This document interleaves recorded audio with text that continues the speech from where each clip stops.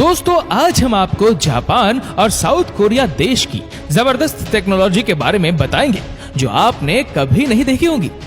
सबसे पहले हम बात करते हैं इन दोनों देशों की बुलेट ट्रेन के बारे में। जापान में बुलेट ट्रेन को शिनकानसेन कहा जाता है और यहाँ की बुलेट ट्रेन को दुनिया की सबसे तेज और सबसे सेफ बुलेट ट्रेन भी माना जाता है।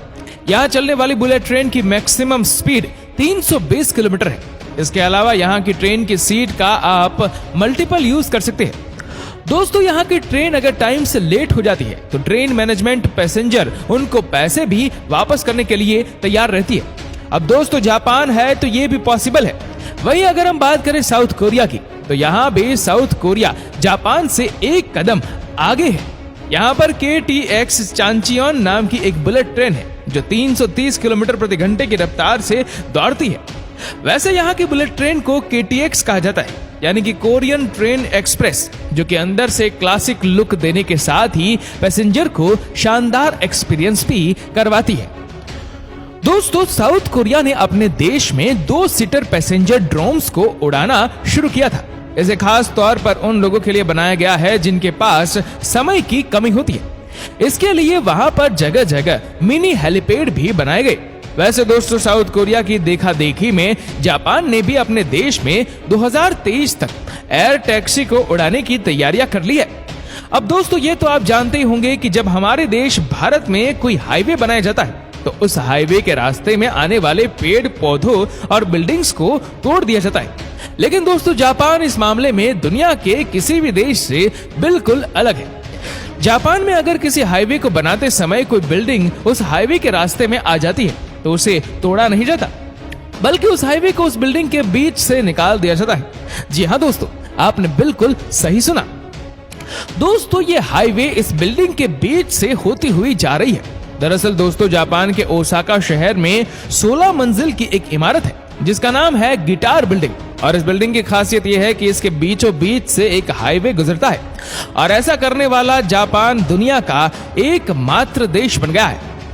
इसके अलावा दोस्तों अगर हाईवे या कोई इमारत बनाते समय कोई पेड़ उस प्रोजेक्ट के बीच में आ जाए तो ये लोग एक खास मशीन की मदद से उस पेड़ को जड़ से उखाड़कर दूसरी जगह लगा देते, जिससे उस जगह का इस्तेमाल भी हो जाता है और हमारे पर्यावरण को कोई नुकसान भी नहीं होता। तो वही दोस्तों साउथ कोरिया में जब भी कोई हाईवे बनाया जाता है तो इनका रिकॉर्ड है कि ये दुनिया में सबसे कम समय में अपने देश में हाईवे बनाकर तैयार कर देते। वैसे दोस्तों अपने देश में जब कोई छोटी सी भी सड़क बनती है तो जब तक इलेक्शन ना आए वह सड़क पूरी तरह से तैयार नहीं हो पाती।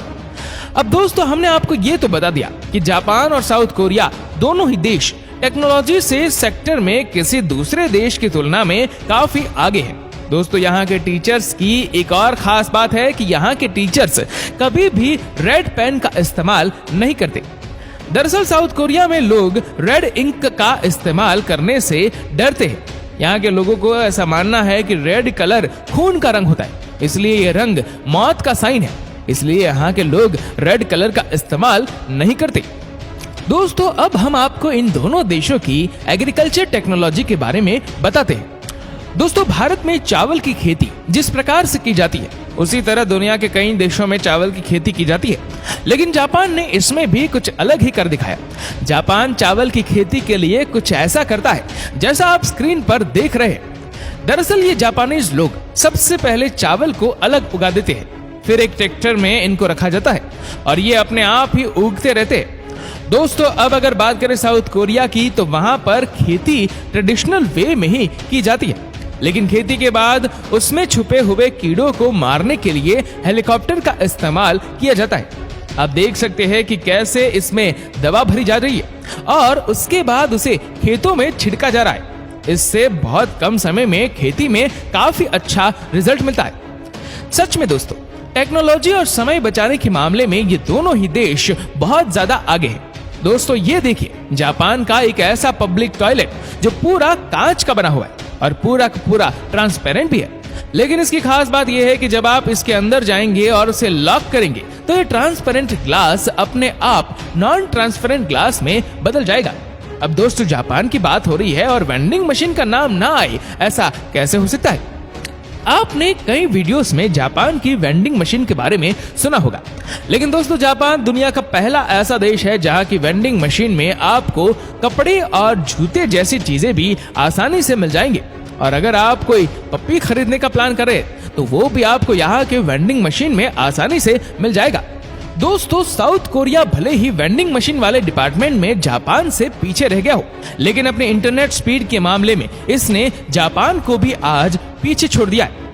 दोस्तों साउथ कोरिया आज से लगभग 2.5 साल पहले यानी कि अप्रैल 2019 में ही अपने देश में 5G इंटरनेट सेवा लॉन्च कर चुका है।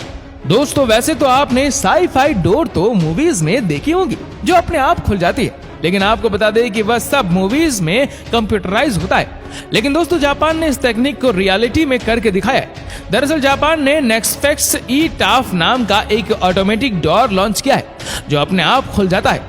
लेकिन हैरान करने वाली बात यह है कि ये डोर आपके शरीर के शेप के अकॉर्डिंग में अपने आप खुलता है। तो दोस्तों आपको इन दोनों देश की टेक्नोलॉजी में से कौन से देश की टेक्नोलॉजी और क्या सबसे ज्यादा अच्छा लगा हमें नीचे कमेंट करके जरूर बताएगा। और अगर आपको वीडियो अच्छा लगा तो इस वीडियो को लाइक करेगा, शेयर करेगा ज्यादा से ज्यादा लोगों तक, और ऐसी ही और भी रोचक जानकारियों के लिए सब्सक्राइब करें हमारे यूट्यूब चैनल को और फेसबुक पर फॉलो करें हमारे पेज को। धन्यवाद।